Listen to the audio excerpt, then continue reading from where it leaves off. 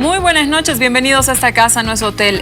Nosotros continuamos en nuestro ciclo de a 10 años de la nacionalización. Esta noche vamos a ver qué es lo que ha pasado con los recursos y aprovechando la presencia del ministro de Economía, don Luis Arce, a quien le agradezco estar otra vez en el programa. Muy buenas noches. Le voy a hacer además otras preguntas que han hecho noticia toda la semana. Susana, muy buenas noches. A nuestro invitado también, a los televidentes, muchas gracias por la invitación. Muchas gracias a usted. Con nosotros por primera vez en esta casa, en nuestro hotel, es un placer tenerlo. Es José Miguel Sánchez, director de Energy Press, periodista. ¿Eres periodista, José Miguel? Sí, ya 18 años en el oficio. 18 años en el oficio, eres periodista, definitivamente. Es un placer tenerte conmigo esta noche por primera vez. Espero que sea la primera de muchas. Muchas gracias, el placer es mío. Y gracias por la oportunidad de poder interactuar acá con el señor ministro Arce. Gracias a ti por venir. Ministro, a ver, estamos en un ciclo, hemos estado conversando estos anteriores programas sobre la nacionalización. A usted me interesa preguntarle algo que pues ha venido haciendo un poco de ¿cómo se puede decir? Como de ruido todo el tiempo, el tema de los precios altos, ¿verdad? El tema de los precios altos que siempre se decía, bueno, Bolivia está bien por el tema de los precios altos, ¿no? Entonces, yo la pregunta que le hago, ministro, es ahora que estamos en precios bajos, ¿cuáles son los datos que certifiquen que la nacionalización le otorga más recursos al país?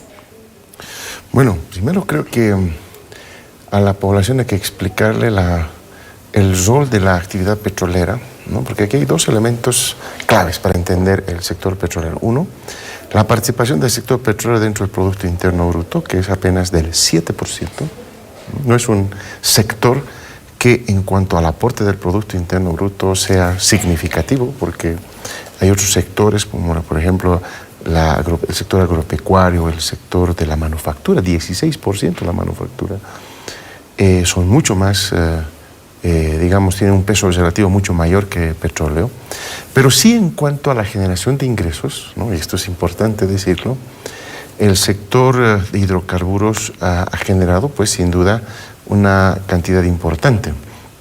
Por eso es que muchos han asociado los flujos de ingresos que hemos tenido en todo este tiempo de exportaciones de gas y de minerales, por supuesto, al tema de los precios internacionales. Y la intuición era, como ocurría en el periodo neoliberal y ocurre en los países de América Latina que están básicamente indexados a los precios de los recursos naturales. Cuando hay auge de precios de los recursos naturales, de los productos primarios, América Latina sube su crecimiento. Cuando caen estos precios, América Latina también cae el crecimiento. Pero hay un país que ha soportado, por ejemplo, la gran crisis del año 2008-2009 de los precios del barril de petróleo, para solamente hablar de estos últimos 10 años, y que desde el año 2011, estamos hablando 5 años atrás, viene aguantando caída de precios internacionales. Y fundamentalmente el año 2014, 2013, que son los años donde se evidencia una caída más drástica del precio del barril de petróleo, pero eso no quiere decir que los años anteriores no haya venido cayendo. Caía, se recuperaba un poquito, volvía a caer, se recuperaba un poquito, una suerte de altibajos que repercute en los ingresos por exportación de nuestro país. Por lo tanto, en ese panorama, hablar del precio del barril de petróleo a nivel internacional implica hablar de las fuerzas que están determinando este barril de petróleo, que por cierto viene recuperándose porque ya se observa nomás una demanda más interesante que a principios de este año, por una parte. Por otra, países, por productores pequeños, ¿no? De los que están en la OPEP, otros países pequeños vienen reduciendo su producción porque ya no es rentable para muchos de ellos la producción de ello, y entonces vienen produciendo cada vez menos, y el horizonte ya en los próximos años es de que la producción va a estar mucho más acorde a la demanda del petróleo, y por lo tanto los precios van a estar también por ahí nomás, ¿no? O sea que más o menos no estaríamos pensando en que el crudo va a volver a subir a 100. No, ya no, eso es muy difícil, aunque puede suceder, ¿no? Puede suceder. Nosotros vemos, y lo hemos dicho públicamente, un barril de petróleo para este año, un promedio de $45. Nosotros esperábamos, y lo decimos públicamente también, que el segundo semestre recién iba a reaccionar el precio del barril de petróleo, cuando ya en el primer semestre vemos reacciones.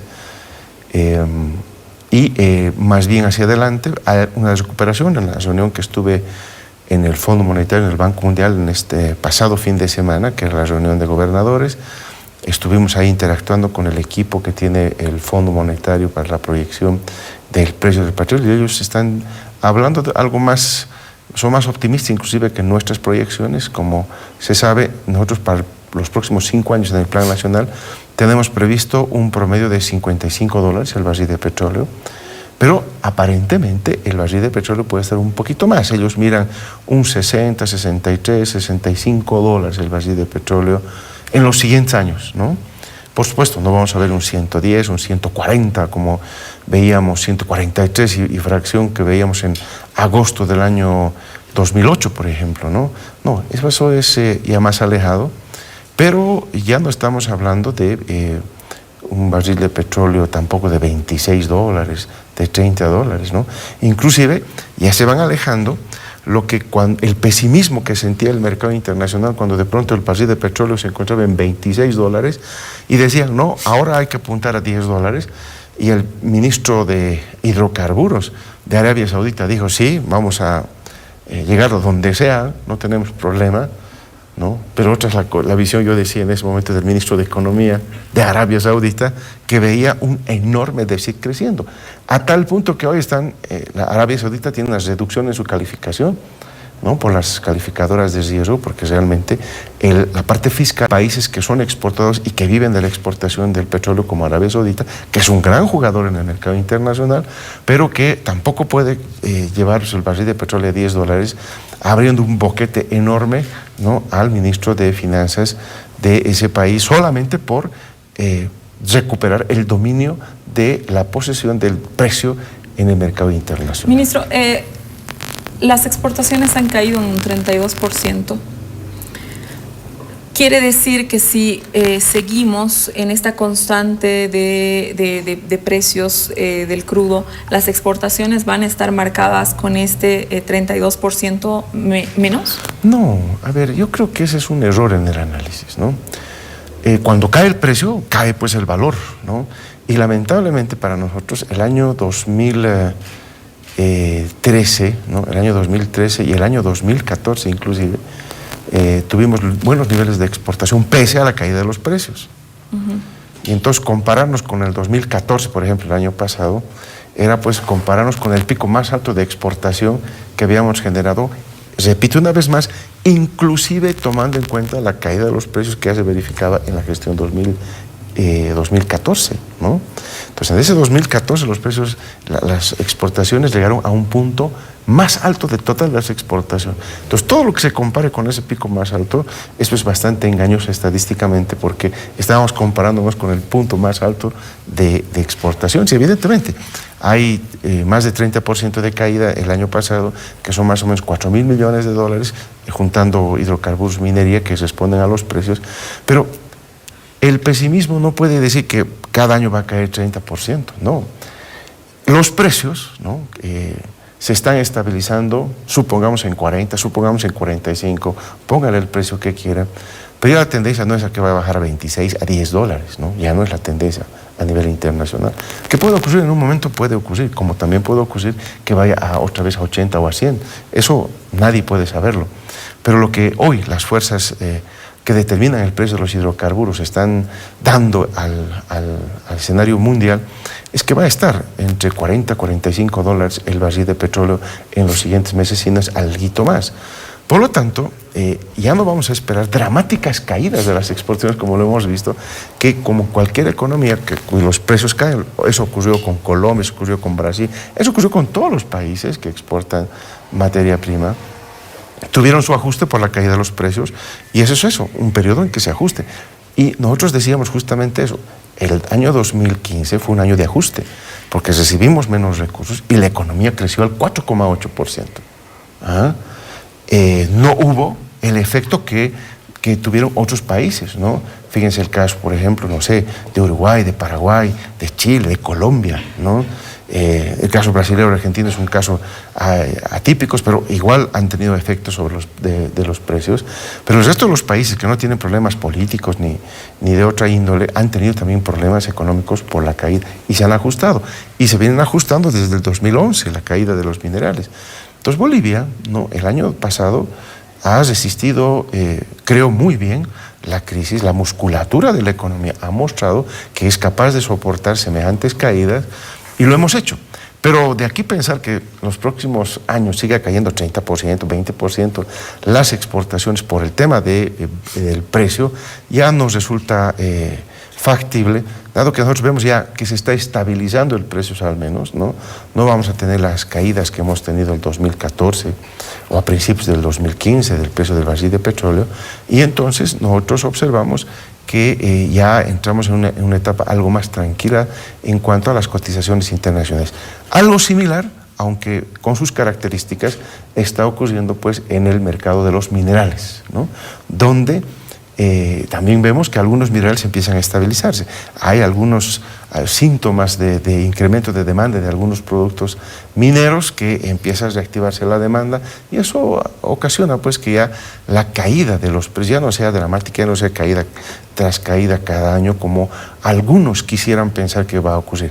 Yo creo que más bien hay algo más de tranquilidad en el mundo, porque esto le preocupa a México, le preocupa a Colombia, le preocupa a varios países que viven del petróleo, ¿verdad? Y el punto fundamental de la discusión ha sido esa.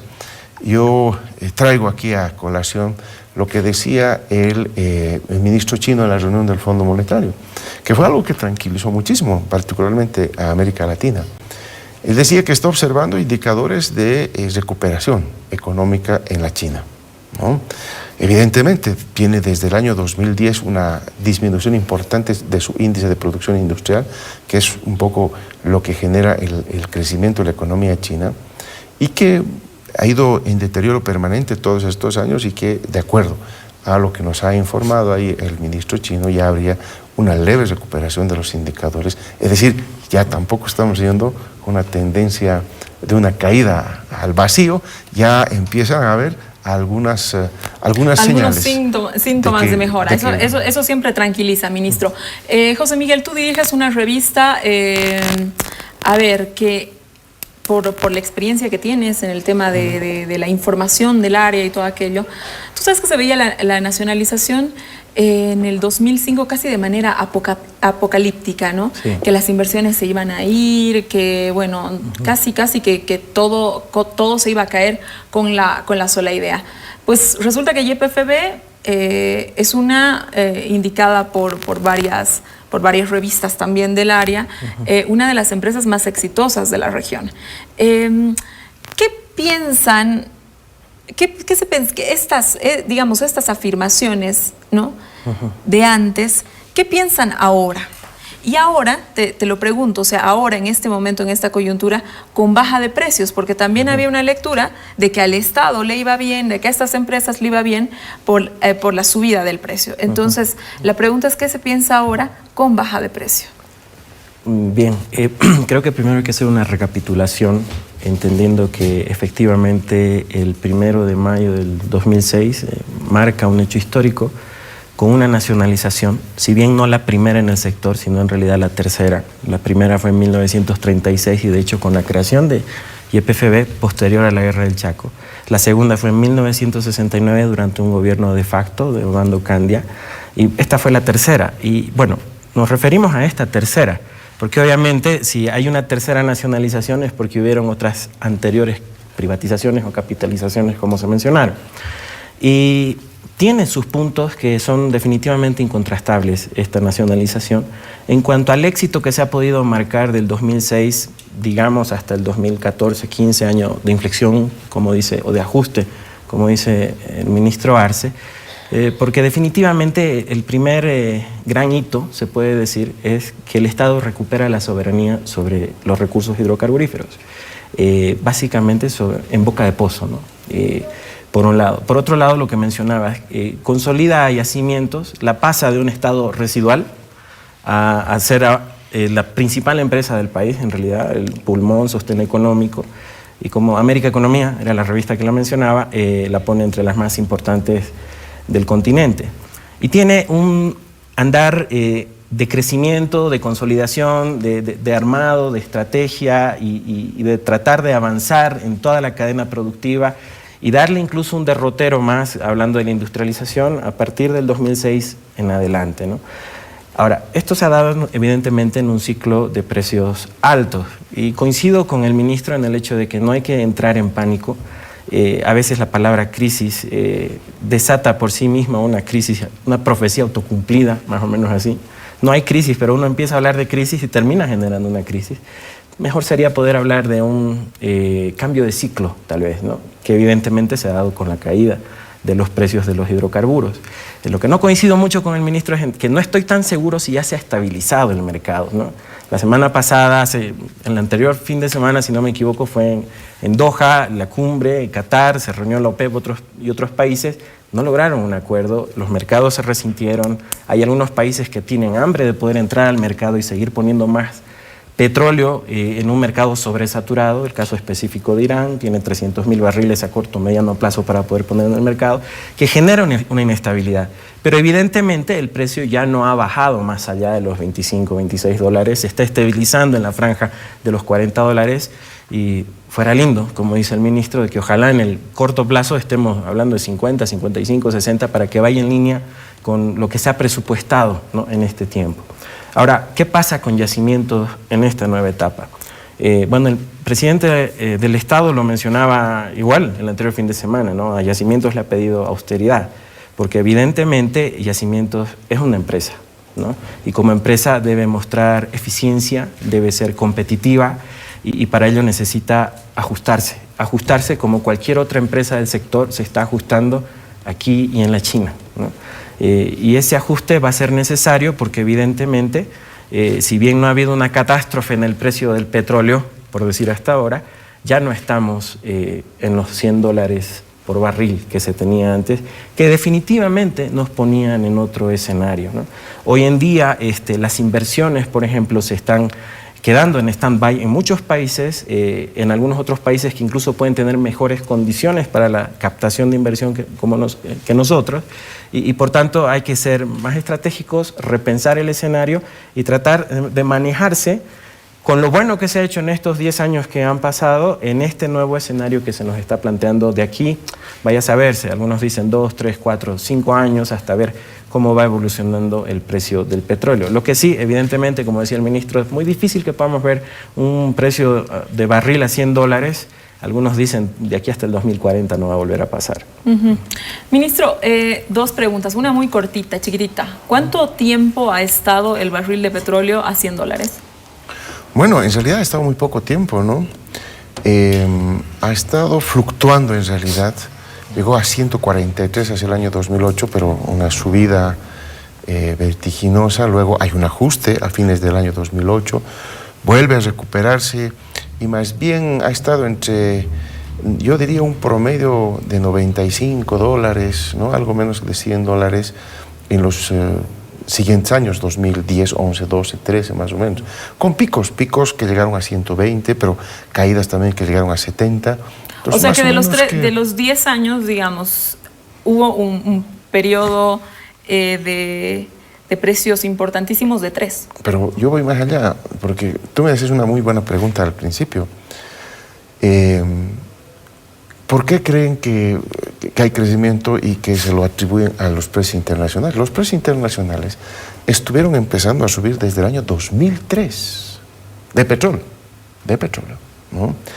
Lo que estamos hablando son picos en el 2008, picos de 140 dólares, caídas o recuperaciones, vueltas a caer, en fin, fluctuaciones del dólar, del precio del barril de petróleo en todo este tiempo.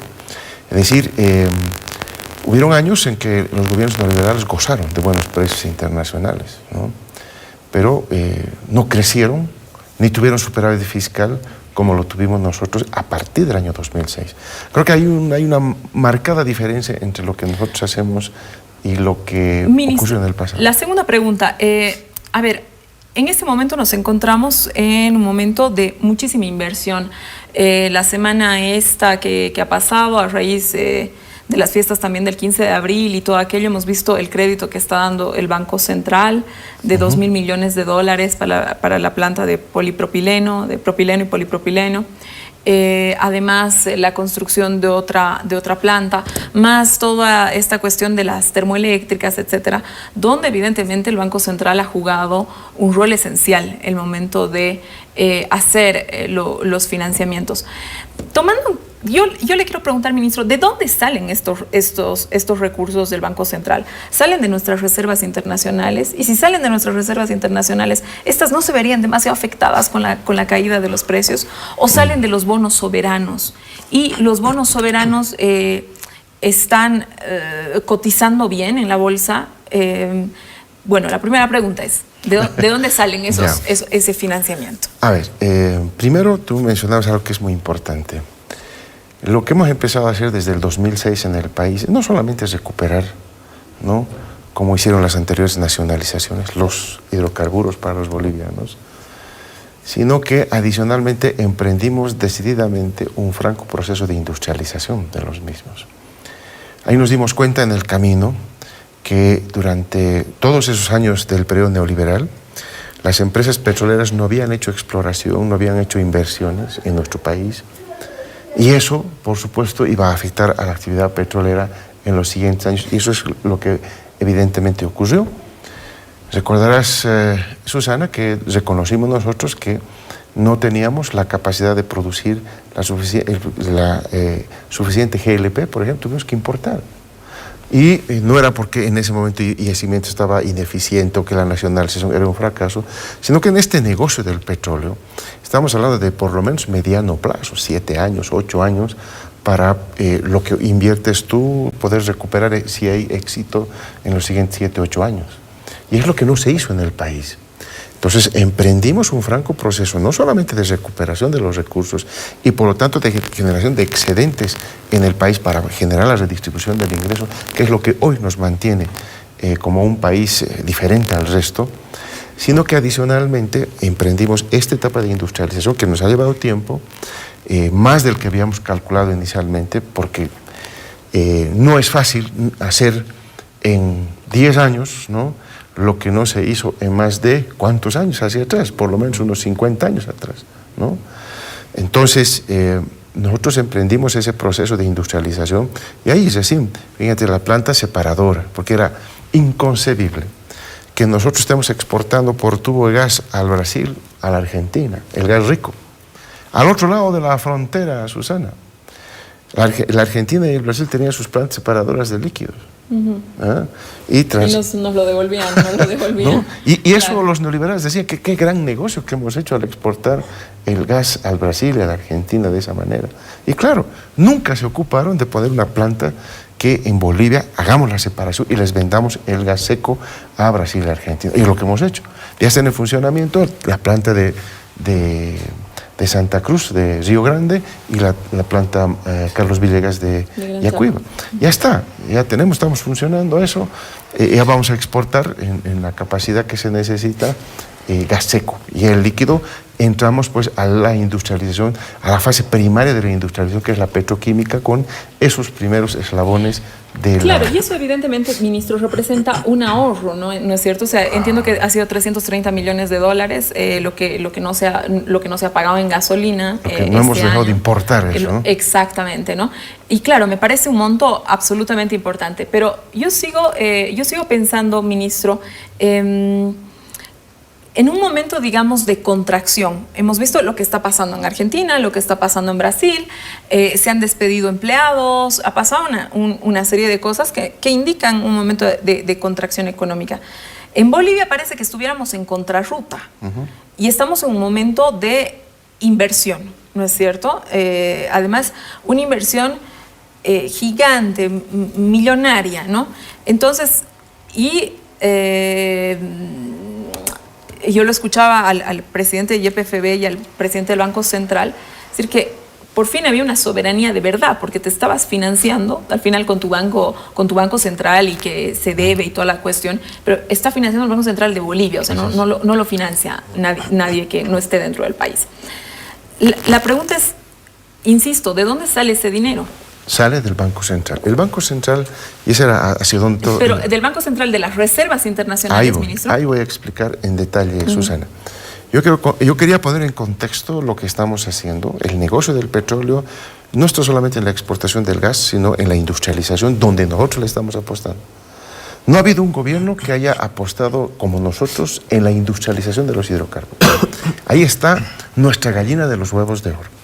Y no solamente vienen recursos del Banco Central, y EPFB ha generado sus propios recursos para también generar inversiones. En lo que se refiere al Banco Central, el Banco Central, como cualquier banco, puede dar créditos. No es que la plata de las reservas se saca de las reservas para darle a EPFB, no. El Banco Central, como todos los bancos, tiene la capacidad de poder generar créditos, es decir, presta.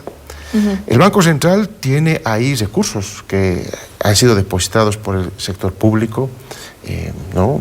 Municipios, gobernaciones, el Tesoro, el propio yacimiento. Todas las empresas públicas depositan su dinero en el Banco Central y no todas las empresas, ¿no?, utilizan ese recurso. Ahí saben que en cualquier momento pueden pedir al Banco Central, como cualquier banco, cualquier empresa a su banco le puede pedir y ese banco tiene la obligación de pagar o de devolverles los recursos si fuera necesario. Lo mismo en el Banco Central. Y como cualquier otro banco, el Banco Central puede generar créditos. Y eso es lo que está haciendo. Las reservas internacionales no se están tocando para el préstamo. No se tocan. La capacidad de préstamo del Banco Central es lo que estamos usando para proyectos absolutamente rentables, como por ejemplo, hay dos que claramente hemos identificado. Tema de petróleo, tema de hidrocarburos, porque ahí uno pone $1, Susana, y estamos esperando recibir $3 o $5 más adelante. Son negocios que realmente dan rédito, ¿no? Y el otro es, por supuesto, el tema del litio, ¿no?, que es también otro negocio importante donde uno pone dinero y va a rescatar rápidamente eso de vuelta. Entonces, esos negocios que son seguros, hemos optado por un financiamiento del Banco Central de manera directa con tasas de interés, y ahí está el tema central.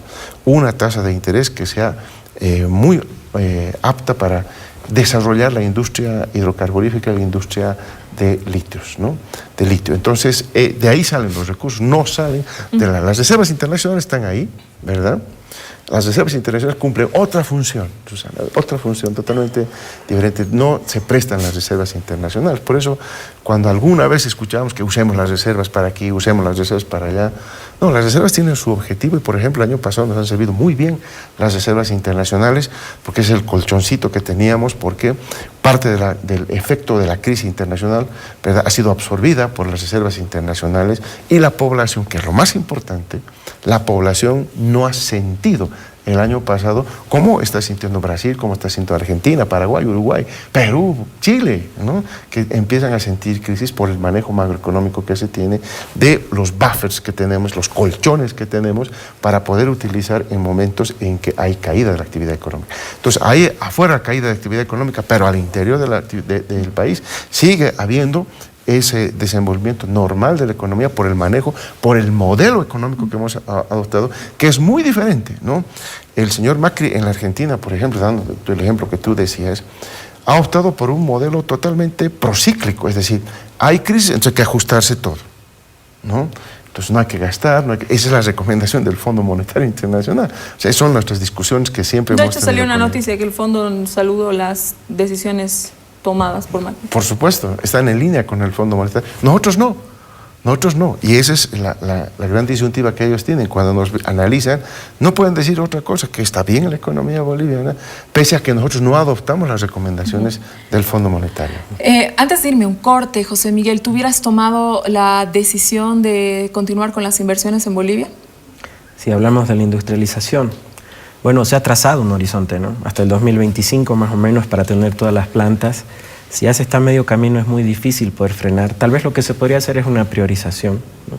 Y creo que sí es un anhelo del país industrializar. Bien decía el ministro, es histórico porque no somos un país que haya pasado de ser de una economía primaria exportadora, ¿no? Lo que sí hay que evaluar, tal vez hay bemoles y hay diferentes visiones de cómo hacer las cosas.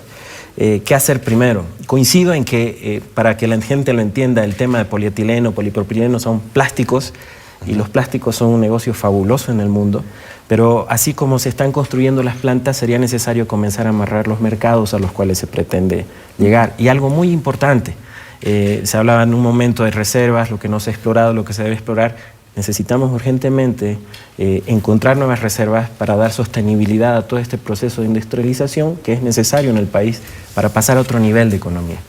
Me tengo que ir a un corte con esa pregunta, la tenemos pendiente, ministro. Quédese en esta casa, no es hotel. Tercer programa del ciclo a 10 años de la nacionalización.